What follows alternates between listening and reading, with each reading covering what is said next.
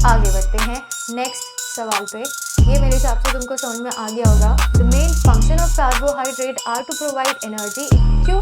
क्योंकि हम ज़्यादातर प्लांट बेस्ड चीज़ें खाते हैं, एनिमल्स में कार्बोहाइड्रेट्स प्रेजेंट नहीं होते। Hello everyone, welcome back to the pharmacy India pro. So आज इस सेशन में हम डिस्कस करने वाले हैं कार्बोहाइड्रेट से कुछ काफ़ी इंपॉर्टेंट क्वेश्चन, और ये क्वेश्चन हर एक फार्मा कॉम्पिटिटिव एग्जाम के लिए इंपॉर्टेंट होने वाले हैं। अगर आप DI एग्जाम की तैयारी कर रहे हैं, फार्मासिस्ट एग्जाम की तैयारी कर रहे हैं, GPAT एग्जाम की तैयारी कर रहे हैं, या किसी भी दूसरे फार्मा कॉम्पिटिटिव एग्जाम की तैयारी कर रहे हो, हर एक एग्जाम के लिए ये जो एक चैप्टर है ना कार्बोहाइड्रेट्स बायोकेमिस्ट्री का, सबसे बेसिक और सबसे पहला चैप्टर, ये काफ़ी इंपॉर्टेंट चैप्टर है और यहाँ से काफ़ी क्वेश्चंस आते भी हैं। मोनोसेक्राइड से, पॉलीसेक्राइड से, reducing sugar, non reducing sugar, काफ़ी क्वेश्चंस आप लोगों ने प्रीवियस ईयर के एग्जाम्स में देखे भी होंगे।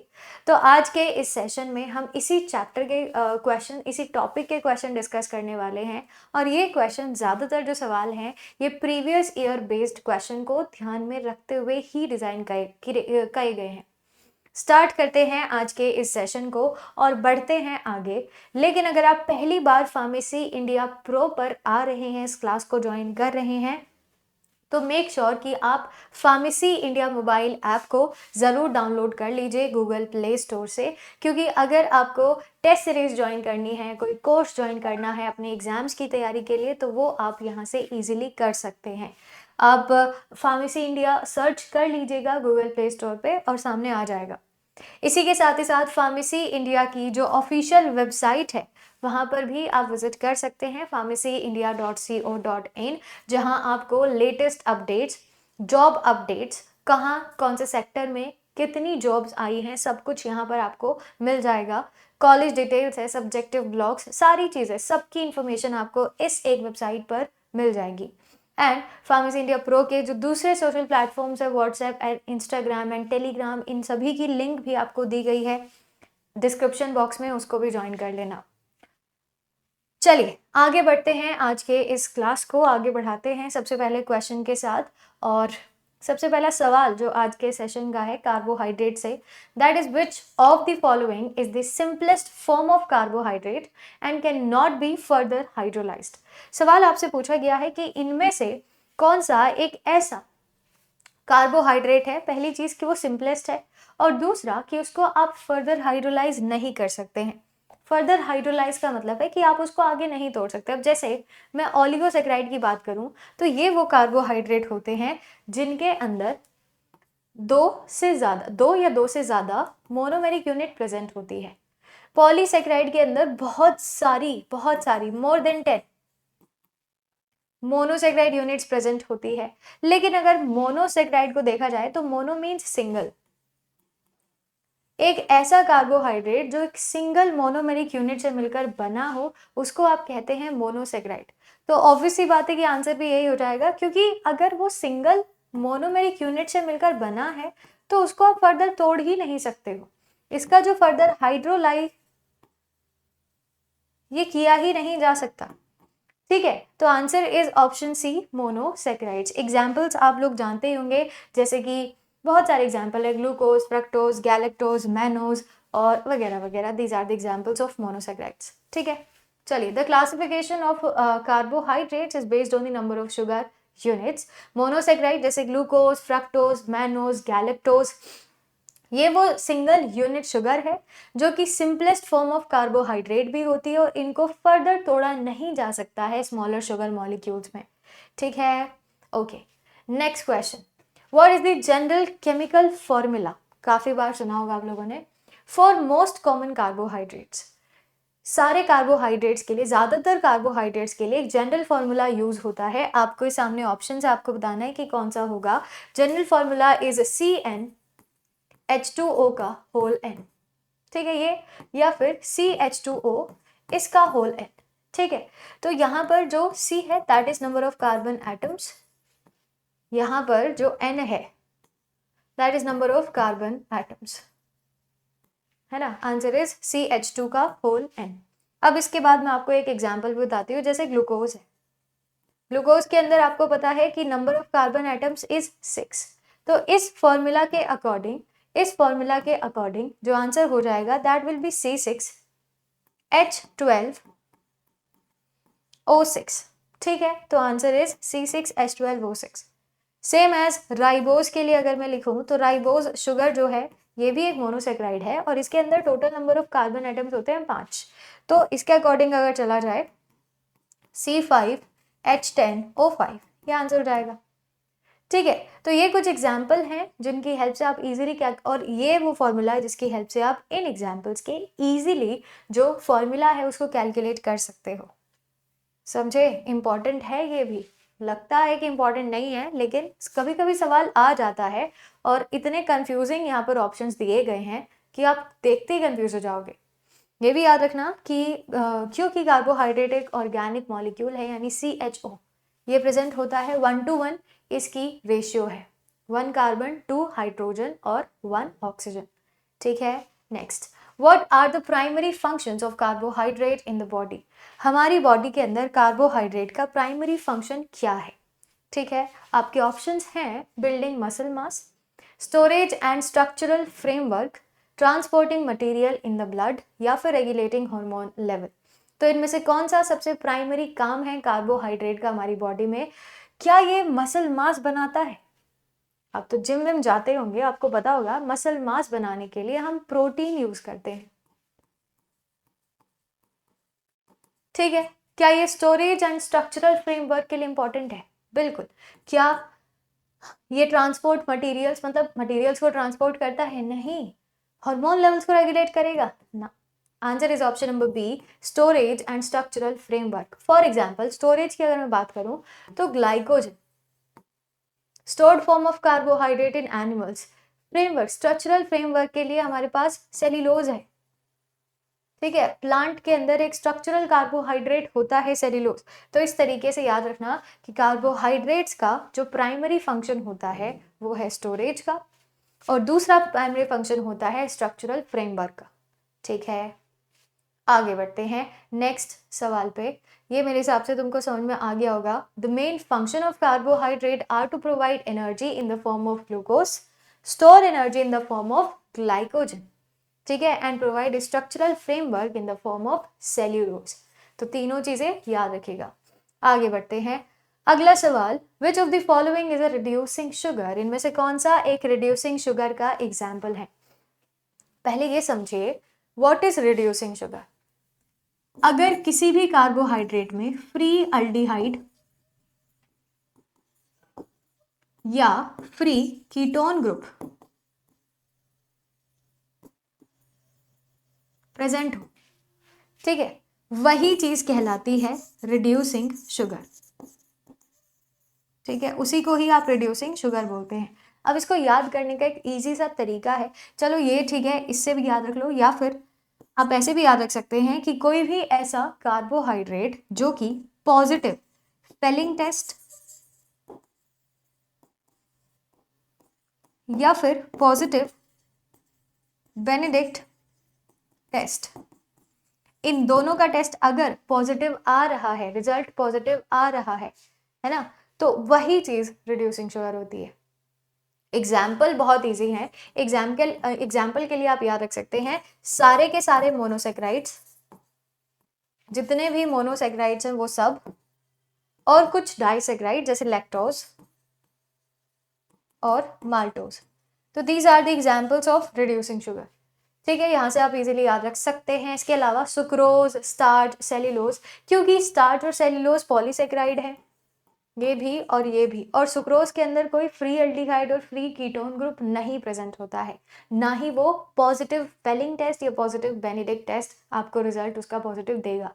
ठीक है, इसीलिए ये भी एक तरीके से नॉन रिड्यूसिंग है। Clear, answer is option C, means glucose. ठीक है, चलिए, रिड्यूसिंग एंड नॉन रिड्यूसिंग से काफ़ी क्वेश्चंस पूछे गए हैं अलग अलग ईयर्स के अंदर। देख लेना एक बार प्रीवियस ईयर के पेपर्स को, उसमें आपको दिख जाएगा। Which type of carbohydrate is the primary source of energy for the brain and red blood cells? तो हमारी बॉडी के अंदर इनमें से एक ऐसा कौन सा कंपोनेंट है जो कि प्राइमरी सोर्स ऑफ एनर्जी है, जो आपकी बॉडी को अलग अलग पार्ट्स को एनर्जी प्रोवाइड कर रहा है। ठीक है, फ्रक्टोज, गैलेक्टोज, ग्लूकोज या फिर सुक्रोज। देखो एक छोटी सी बात बताती हूँ मैं, जैसे आपने कोई भी कॉम्प्लेक्स कार्बोहाइड्रेट खाया, मेनली हम खाते हैं स्टार्च। क्यों? क्योंकि हम ज़्यादातर प्लांट बेस्ड चीज़ें खाते हैं, एनिमल्स में कार्बोहाइड्रेट्स प्रेजेंट नहीं होते हैं। मतलब दूसरे जो नॉन वेजिटेरियन पीपल हैं, जो वो नॉन वेज खाते हैं, उससे कार्बोहाइड्रेट नहीं मिलता है, ठीक है। खैर, starch is the stored form of carbohydrate in plants, ठीक है। अब ये जब स्टार्च कोई भी इंसान खाता है तो इट कन्वर्ट्स इनटू ग्लूकोज। ये वो मोनोसेक्राइड है जो आपका ब्लड शुगर है, ठीक है। यही ब्लड शुगर है, इसी से ही हमें एनर्जी मिलती है, चाहे आरबीसी हो, ब्रेन हो, बॉडी का कोई दूसरा सेल, कोई दूसरा टिश्यू हो, हर एक चीज को एनर्जी ग्लूकोज से मिल रही है। एक्सेस ग्लूकोज हो तब आप आओगे ग्लाइकोजन पे, क्योंकि एक्सेस ग्लूकोज फिर कन्वर्ट किया जाएगा ग्लाइकोजन में। आप ग्लूकोज को स्टोर नहीं कर सकते हो, बनाओ यूज कर लो, बनाओ यूज कर लो। अगर स्टोर करना है तो पहले आपको उसको ग्लाइकोजन में कन्वर्ट करना पड़ेगा, तब जाकर ये स्टोर होगा और बाद में यूटिलाइजेशन इसका किया जाता है। And this is the generally यही होता है, ठीक है। क्योंकि ऐसा तो नहीं है कि आप नाप तोल के ही खा रहे हो कार्बोहाइड्रेट या ग्लूकोज, ऐसा तो नहीं हो रहा है ना। तो यही चीज होती है और हमेशा से यही होती आ रही है। आगे बढ़ते हैं नेक्स्ट क्वेश्चन पे। अगला सवाल हमारे पास है, where is glycogen primarily stored in the human body. अब हमारी बॉडी के अंदर ग्लाइकोजन को स्टोर किया कहाँ पर जाता है। देखो इसके बारे में अभी मैंने आपको बताया कि ग्लाइकोजन बनता कब है, जब एक्सेस अमाउंट ऑफ ग्लूकोज हमारे ब्लड में प्रेजेंट होता है, तब वो एक प्रोसीजर करता है which is glycogenesis, means glycogen का फॉर्मेशन, जिसमें एक्सेस ग्लूकोज को कन्वर्ट कर दिया जाएगा ग्लाइकोजन में। And it occurs primarily in liver and थोड़ा बहुत अमाउंट मसल्स के अंदर भी होता है। तो answer is option B, liver and muscles. Kidneys या एडिपोज टिश्यूज या ब्लड स्ट्रीम एंड इंटेस्टाइन के अंदर ये प्रोसेस नहीं होता है, ठीक है। तो कहाँ कौन सा प्रोसेस हो रहा है ये आपको छोटी सी चीज है, पता होनी चाहिए। आगे बढ़ते हैं। अच्छा, ये जो एक्सेस ग्लाइकोजन आप स्टोर करते हैं ना, बाद में इसका यूटिलाइजेशन भी उतना ही इंपॉर्टेंट होता है, ठीक है। बाद में आपको इसको खर्च करना पड़ता है और हो ही जाता है normally. Which enzyme is primarily responsible for initial chemical digestion of carbohydrates in the mouth? हमारे माउथ में कौन सा एक ऐसा एंजाइम है जो कार्बोहाइड्रेट का डाइजेशन स्टार्ट करे, ठीक है। तो देखो जैसे ही आप स्टार्च खाते हैं, स्टार्च का 30% डाइजेशन जो है, 30% डाइजेशन आपके माउथ में ही हो जाता है इनटू सिंपल शुगर, ठीक है, सिंपल शुगर, समझे। And this done with the help of ptyalin, या इसी का ही दूसरा नाम है सेलिवरी अमाइलेज, या इसी का ही तीसरा नाम है डायस्टेज, जो सलाइवा के थ्रू प्रोड्यूस किया जाता है और ये इसका 30% डाइजेशन करने के लिए रिस्पॉन्सिबल है, समझे। चल, तो answer is option B, salivary amylase. इसके अलावा पेप्सिन प्रोटीन के लिए, पैनक्रियाटिक लाइपेज लिपिड्स के लिए, सुक्रेज सुक्रोज के लिए। सुक्रोज यहाँ नहीं बनता है, सुक्रोज इंटेस्टाइन में बनेगा। ओके, आगे बढ़ते हैं। नेक्स्ट क्वेश्चन इज, अगला सवाल हमारे पास है, the end product of carbohydrate digestion that are absorbed into the blood streams are.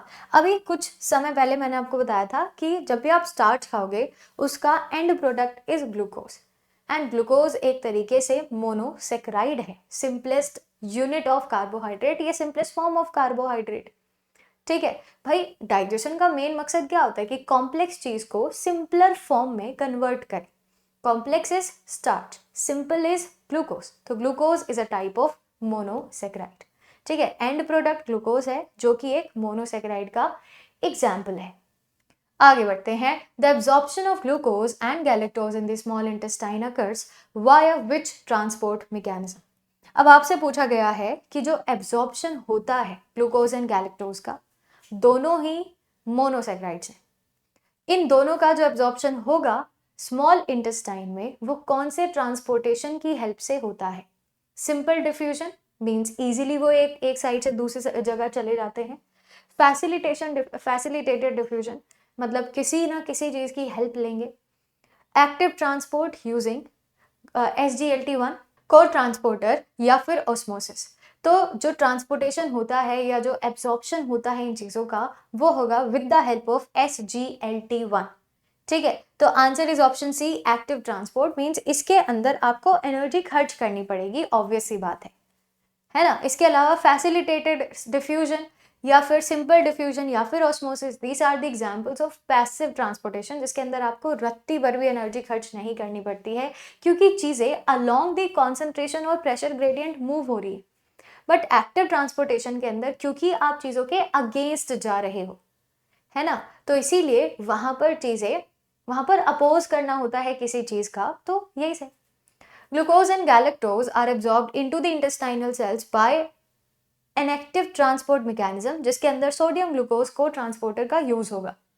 ठीक है, तो this is SGLT, sodium glucose cotransporter, इसका यूज होता है और इसमें आपको एनर्जी यूटिलाइज करनी पड़ेगी, आपको ATP खर्च करना पड़ेगा, तभी आप इसका जो ट्रांसपोर्टेशन है वो कर सकते हैं।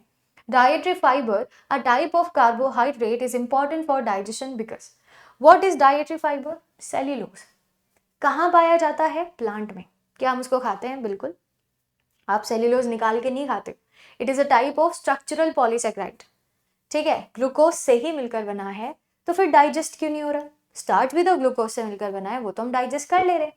स्टार्च के लिए एंजाइम है, सेल्यूलोज के लिए एंजाइम नहीं है। सेल्यूलेस एक ऐसा एंजाइम जो हमारी बॉडी में, ह्यूमन में एब्सेंट होता है, दूसरे जानवरों में प्रेजेंट होगा। ठीक है, तो वो इजीली उसको डाइजेस्ट कर सकते हैं, है ना, समझे। तो इसीलिए ये जो सेल्यूलोज है इसको हम डाइजेस्ट नहीं कर सकते हैं, लेकिन खाते हैं, तो फिर ये जाता कहाँ है? ये आपके स्टूल में बल्क ऐड करता है। ठीक है, which is a very important process. ठीक है, नहीं तो कॉन्स्टिपेशन भी हो जाता है। अगर तुम फाइबर का जो अमाउंट है आपकी डाइट में अगर नहीं है तो दैट कैन कॉज कॉन्स्टिपेशन। ठीक है, खैर next question, which of the following is a structural polysaccharide found in plants? अभी बताया मैंने इसके बारे में, एक ऐसा स्ट्रक्चरल पॉलीसेकेराइड जिसको हम डाइजेस्ट कर ही नहीं सकते हैं, दैट इज योर सेल्यूलोज। अगला क्वेश्चन, ये मेरे हिसाब से क्लियर हो गया है कि कहाँ पर पाया जाता है, कैसे डाइजेस्ट हो रहा है, क्या हो रही सारी चीज़ें। अगले सवाल पर चलते हैं। Sucrose is a disaccharide made up of which 2 monosaccharide units? देखो डाइसेकेराइड है, पहले ही बता दिया इन्होंने, लेकिन किससे मिलकर बना है? तो सुन लो, सुक्रोज पहली चीज़ एक नॉन रिड्यूसिंग शुगर है, इनवर्ट शुगर भी इसको हम कहते हैं। सुक्रोज सबसे फेवरेट शुगर है किसकी? एग्जामिनर की। यहाँ से काफ़ी क्वेश्चन आते हैं, ये चीज़ याद रखना। चलिए, इनवर्ट शुगर है ये, नॉन रिड्यूसिंग शुगर है ये है क्या तुम्हारे घर में, किचन में जो सफ़ेद चीनी है डब्बे में, दैट इज सुक्रोज। ठीक है, ओके, तो ये मिलकर बनता है ग्लूकोज एंड फ्रक्टोज से। इसके अलावा ग्लूकोज एंड ग्लूकोज से माल्टोज बने, ग्लूकोज एंड गैलेक्टोज से लैक्टोज बनेगा। फ्रक्टोज एंड गैलेक्टोज कुछ नहीं बनाते हैं। Answer is option B, glucose and fructose. ठीक है, सुक्रोज ग्लूकोज और फ्रक्टोज के दोनों के कॉम्बिनेशन से मिलकर बनता है, जो आपस में ज्वाइन होते हैं with the help of glycosidic linkage, जो कि वाटर के रिमूवल से बॉन्ड बनेगा, याद रखिएगा। ठीक है, next, lactose the milk sugar is composed of, अभी बताया ग्लूकोज एंड गैलेक्टोज, इससे मिलकर ही लैक्टोज बनता है, जो आपके जनरली मिल्क में प्रेजेंट होता है नेचुरली। ठीक है, आपको ऐड करना नहीं पड़ता है उसको। The activity of salivary amylase is significantly limited in the stomach due to, अब सवाल आपसे पूछा जा रहा है कि जो सेलिवरी अमाइलेज है उसका काम आपके गट में मींस स्टमक के अंदर कम क्यों हो जाता है? The presence of bile salt, क्या स्टमक में बाइल सॉल्ट प्रेजेंट होते हैं? नहीं, this is not the reason. The high concentration of protein, ना। द एसिडिक एनवायरमेंट, यस, क्योंकि आपके स्टमक का जो pH है that is highly acidic, 1 to 3 के बीच में ही होता है ड्यू टू हाइड्रोक्लोरिक एसिड। ठीक है, और ऐसे में सेलिवरी अमाइलेज काम नहीं कर सकता है, क्योंकि सेलिवरी अमाइलेज एक बहुत ही सीधा साधा सा एंजाइम है जो नियरली न्यूट्रल pH में काम करता है, not exactly neutral but nearly neutral pH में काम करता है भाई ये, और यहाँ का pH 1 to 3 means highly acidic, लिखा भी हुआ है acidic environment due to HCl hydrochloric acid, ठीक है। तो इसीलिए इसका फंक्शन आपके स्टमक में खत्म हो जाएगा, ये मर ही जाएगा, डीनेचर हो जाता है सैलिवरी अमाइलेज। ओके, तो answer is option C, the acidic environment, याद रखिएगा। आगे बढ़ते हैं नेक्स्ट क्वेश्चन पर। अगला सवाल हमारे पास है, ओके, क्वेश्चन का आंसर भी दिया है। The condition where an individual, एक second, the condition where an individual cannot digest lactose due to insufficient lactase enzyme is called, काफ़ी लोग ऐसे होते हैं जो मिल्क से बनी हुई किसी भी चीज़ को डाइजेस्ट नहीं कर पाते हैं, and this condition is known as lactose intolerance, जिसमें मिल्क या मिल्क से बनी हुई किसी भी चीज़ का डाइजेशन इजीली हो ही नहीं सकता, ठीक है। दूध, दही, चीज़ और बटर, कुछ भी हो, ठीक है। चलिए, which of the following transporter is responsible for the facilitated diffusion of fructose into the enterocytes of the small intestine? अगर आपको small intestine की जो enterocytes एक सेल होती है, एक टाइप ऑफ सेल है, उसके अंदर अगर इसका फैसिलिटेटेड डिफ्यूजन कराना है, मीन्स पैसिव ट्रांसपोर्टेशन का एक एग्जाम्पल है, जिसमें आप किसी चीज़ की हेल्प लेते हैं जो उसको फैसिलिटेट कर रहा है, तो आप किसका यूज़ करेंगे? SGLT1, ये मैं ऑलरेडी बता चुकी हूँ, GLUT glucose transporter 2, glucose transporter 5, या फिर सोडियम पोटेशियम पंप। ये तो यूज़ नहीं होता है ना, ये आप नर्व इम्पल्स ट्रांसमिशन के अंदर यूज़ करते हैं, यहाँ पर नहीं करेंगे, ना ये यूज़ होगा ना ये यूज़ होगा। अकॉर्डिंग टू मी, जो ग्लूकोज ट्रांसपोर्टर 5 है, इसका यूज़ होता है फॉर दी फैसिलिटेटेड ट्रांसपोर्टेशन और डिफ्यूजन ऑफ फ्रक्टोज, ठीक है। Answer is option C, GLUT5, ठीक है, ग्लूकोज ट्रांसपोर्टर 5। टाइप्स होते हैं ग्लूकोज ट्रांसपोर्टर के, अब कौन सा ट्रांसपोर्टर कर क्या रहा है ये आपको पता होना चाहिए, ठीक है। Next question, which statement about polysaccharide is false? Polysaccharide के रिगार्डिंग कौन से एक स्टेटमेंट है यहाँ जो गलत लिखी हुई है? They are typically insoluble in water, नहीं, ऐसा तो नहीं है। क्या आप स्टार्च को पानी में नहीं घोल सकते? क्या आलू से जो वो वाइट वाला पाउडर निकलता है, क्या वो पानी में सॉल्युबल नहीं है? ठीक है, गलत है। They do not taste sweet, गलत। They can be easily absorbed into the blood stream, क्या वो इजीली एब्जॉर्ब हो जाते हैं ब्लड स्ट्रीम में? नहीं, क्योंकि अगर मैं इसके बारे में बात करूं, जो आपका ये है ना, क्या कहते हैं इसको, पॉलीसेक्राइड, फॉर एग्जाम्पल स्टार्च, क्या आप स्टार्च को डायरेक्टली ब्लड स्ट्रीम के अंदर एब्जॉर्ब कर सकते हैं? नहीं कर सकते, ठीक है, क्योंकि आप नहीं कर सकते भाई, पहले उसको सिंपलेस्ट फॉर्म में कन्वर्ट करोगे, स्टार्च को पहले ग्लूकोज में कन्वर्ट करोगे, तब जाकर वो एब्जॉर्ब होगा। तो answer is option C, they can be easily absorbed in the blood stream, ये गलत लिखा हुआ है, बाकी की चीजें ठीक है। आगे बढ़ते हैं, ठीक है, मेरे हिसाब से तो यही क्वेश्चन, यही आंसर होना चाहिए। आगे बढ़ते हैं नेक्स्ट क्वेश्चन, चलिए, which of these carbohydrate is कीटोज sugar? कीटोज sugar वो होती हैं which contains ketone group in their structure, contains ketone group, CO, यही होता है ना कीटोन ग्रुप, ठीक है, ये प्रेजेंट हो। आंसर इज, देखो, glucose, galactose and ribose, these are the examples of aldose, जिसमें aldehyde group, CHO group present होता है, लेकिन फ्रक्टोज में ये प्रेजेंट होगा कीटोन ग्रुप, इसीलिए this is the example of keto hexose sugar. Hexose क्यों बोल रही हूँ? क्योंकि नंबर ऑफ कार्बन एटम्स जो प्रेजेंट होते हैं ना फ्रक्टोज में, वो 6 हैं, इसीलिए हम उसके लिए हेक्स का वर्ड यूज करते हैं, HEX, ठीक है, ठीक है। Second last question, the process of converting alpha D glucose into beta D glucose in a solution is known as, अगर आपको अल्फा डी ग्लूकोज से बीटा डी ग्लूकोज बनाना है तो उसको आप क्या कहोगे? एपिमेराइजेशन, म्यूटा रोटेशन, ग्लाइकोसाइडेशन या isomerization? Answer is option B, mutarotation, ठीक है। ये एक ऐसा प्रोसेस होता है जिसमें आप उसका पूरा स्ट्रक्चर चेंज नहीं करेंगे, एक ऐसा कार्बन उठाओगे जिसको आप इजीली रोटेट कर सको। फॉर एग्जाम्पल, अगर मैं ग्लूकोज की बात करूँ तो ग्लूकोज के अंदर जो कार्बन 1 है उसको आप म्यूटा रोटेट कर सकते हो, हाइड्रोजन और हाइड्रोक्सिल ग्रुप की जो पोजीशन है उसको आप चेंज कर सकते हैं, ऑपोजिट कर सकते हैं, दैट इज कॉल्ड म्यूटा रोटेशन, ठीक है। Next question is last question. What is the energy value provided by 1 gram of carbohydrate? Very easy. अगर आप 1 ग्राम कार्बोहाइड्रेट खाते हैं तो यहाँ से आपको कितना अमाउंट ऑफ एनर्जी मिलती है? Answer is 4 kilo calories. ठीक है, इजी था ये वाला क्वेश्चन. चलिए, तो ये थे सारे के सारे सवाल आज के इस सेशन के. आई होप यहाँ तक के सवालों में किसी का कोई डाउट नहीं है, किसी का कोई प्रॉब्लम नहीं है, क्योंकि बहुत ही इजी क्वेश्चन थे. बाकी नेक्स्ट क्लास के अंदर मिलेंगे और ऐसे ही इंपॉर्टेंट क्वेश्चंस के साथ. And till then stay tuned with pharmacy India pro. Thank you.